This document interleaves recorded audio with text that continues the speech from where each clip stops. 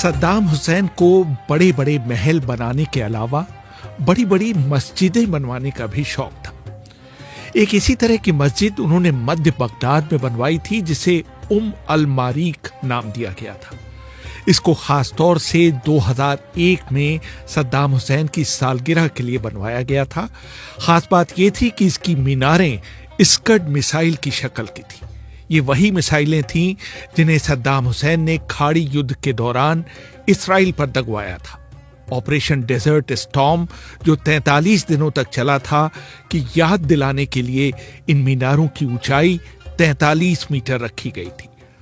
सद्दाम हुसैन की जीवनी लिखने वाले कॉन कफलिन लिखते हैं, सद्दाम की बनवाई एक मस्जिद में सद्दाम के खून से लिखी गई एक कुरान रखी हुई है।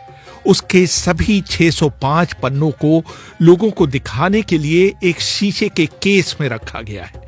मस्जिद के मौलवी का कहना है कि इसके लिए सद्दाम ने 3 सालों तक अपना 26 लीटर खून दिया था।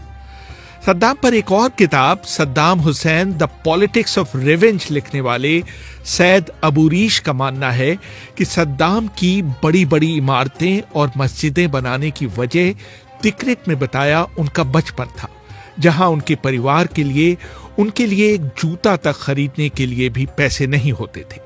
दिलचस्प बात यह है कि सद्दाम अपने जिस भी महल में सोते थे, उन्हें सिर्फ कुछ घंटों की ही नींद लेनी होती थी।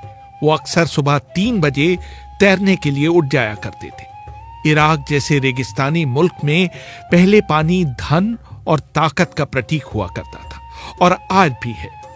इसलिए सद्दाम के हर महल में फव्वारों और स्विमिंग पूल की भरमार रहती थी।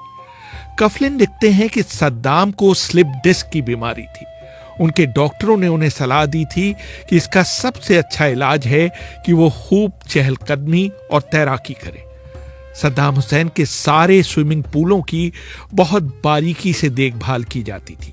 उनका तापमान नियंत्रित किया जाता था और यह भी सुनिश्चित किया जाता था कि पानी में जहर तो नहीं मिला दिया गया है। सद्दाम पर एक और किताब लिखने वाले अमाजिया बरम लिखते हैं, ये देखते हुए कि सद्दाम के शासन के कई दुश्मनों को थेलियम के जहर से मारा गया था, सद्दाम को अंदर ही अंदर इस बात का डर सताता था कि कहीं उन्हें भी कोई जहर देकर न मार दे। हफ्ते में 2 बार उनके बगदाद के महल में ताजी मछली, केकड़े, झींगे और बकरे और मुर्गे के गोश्त की खेप भिजवाई जाती थी। राष्ट्रपति के महल में जाने से पहले परमाणु वैज्ञानिक उनका परीक्षण कर इस बात की जांच करते थे कि कहीं इनमें रेडिएशन या जहर तो नहीं है।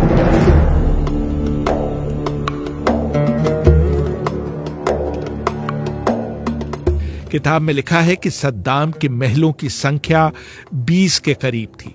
उनमें कर्मचारी हर समय मौजूद रहते थे और सभी महलों में 3 वक्त का खाना बना करता था, चाहे उनमें सद्दाम रह रहे हों या नहीं। सद्दाम की कमजोरी थी कि वो हमेशा बहुत अच्छा दिखना चाहते थे। इसलिए बाद में उन्होंने परंपरागत जैतूनी रंग की सैनिक वर्दी पहनना छोड़कर सूट पहनना शुरू कर दिया था। ऐसा उन्होंने तत्कालीन संयुक्त राष्ट्र महासचिव कोफी अन्नान की सलाह पर किया था, जिनका मानना था कि सूट पहनने से विश्व नेता के रूप में उनकी छवि बेहतर होगी। सद्दाम हमेशा अपने बालों में खिजाब लगाते थे और लोगों के सामने पढ़ने वाला चश्मा लगाकर कभी नहीं सामने आते थे। जब वो भाषण देते थे तो उनके सामने कागज पर बड़े बड़े शब्द लिखे होते थे, एक पन्ने पर सिर्फ 2 या 3 लाइनें। सद्दाम इस बात का भी ख्याल रखते थे कि चलते समय कुछ कदमों से ज्यादा उनकी फिल्म न उतारी जाए। कॉन कफलिन लिखते हैं कि सद्दाम दिन में कई बार छोटी छोटी झपकियां ले लिया करते थे। कई बार तो ऐसा होता था कि वो बीच बैठक से उठकर बगल वाले कमरे में चले जाते थे और एक छोटी नींद लेकर आधे घंटे बाद तरोताजा निकलते थे। सद्दाम को टेलीविजन देखने का भी शौक था और वो लगातार CNN, BBC और अल जजीरा देखा करते थे। उन्हें रोमांचक अंग्रेजी थ्रिलर्स देखने का भी शौक था और अंग्रेजी film the day of the jackal उनकी पसंदीदा फिल्म थी। मार्च 1982 में सद्दाम पर अपने ही एक मंत्री की हत्या करवाने का आरोप लगा था। सद्दाम की जीवनी लिखने वाले कॉन कफलिन अपनी किताब सद्दाम द सीक्रेट लाइफ में लिखते हैं, सरकार ने दावा किया कि स्वास्थ्य मंत्री रियाद इब्राहिम हुसैन को मारे जाने का कारण उनका भ्रष्टाचार में लिप्त होना था। दरअसल हुआ यह था कि उन्होंने सद्दाम को यह सलाह देने की जुर्रत की थी कि वो कुछ दिनों के लिए पूर्व राष्ट्रपति अहमद हसन अल बकर को अपनी जगह राष्ट्रपति बनवा दें ताकि ईरान इराक युद्ध में युद्ध विराम के लिए बातचीत की जा सके। जब मंत्री ने यह कहा तो सद्दाम ने ऊपरी तौर पर नाराज होने का कोई आभास नहीं दिया। उन्होंने मंत्रिमंडल की बैठक स्थगित की और मंत्री को अपने साथ बगल के कमरे में आने के लिए कहा। कुछ क्षण बाद गोली चलने की आवाज सुनाई दी और सद्दाम अकेले मंत्रिमंडल की बैठक में फिर आ गए, जैसे कुछ हुआ ही ना हो। जब इराकी समाचार एजेंसी ने स्वास्थ्य मंत्री को मौत की सजा दिए जाने की खबर दी तो बताया गया कि उन्हें उन दवाओं के आयात की अनुमति देने के लिए सजा दी गई है जिसको खाने से कई मासूम इराकी मारे गए हैं। उनको गद्दार घोषित कर दिया गया और जब उनकी पत्नी ने अपने पति का शव सौंपे जाने की मांग की तो उसे कई टुकड़ों में काटकर उनके पास भेजा गया। 80 के दशक के मध्य में सद्दाम ने अपने विदेश मंत्री हमेद अल जुबारी को सिर्फ इसलिए बर्खास्त कर दिया था क्योंकि उन्होंने 2 बार मंत्री को फोन किया था और उनकी तरफ से कोई जवाब नहीं मिला था। ये मानकर कि वो देर से दफ्तर पहुंचे हैं, सद्दाम ने उन्हें तुरंत उनके पद से मुक्त कर दिया था। मंत्री द्वारा ये सफाई देने के बावजूद कि वो एक प्रतिनिधिमंडल की अगवानी करने बगदाद हवाई अड्डे गए हुए थे, सद्दाम ने अपना फैसला नहीं बदला था।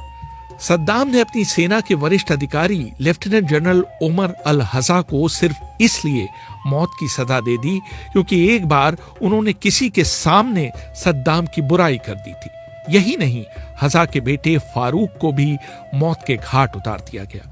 उनके घर को बुलडोज कर दिया गया और उनकी पत्नी और दूसरे बच्चों को सड़क पर फेंक दिया गया।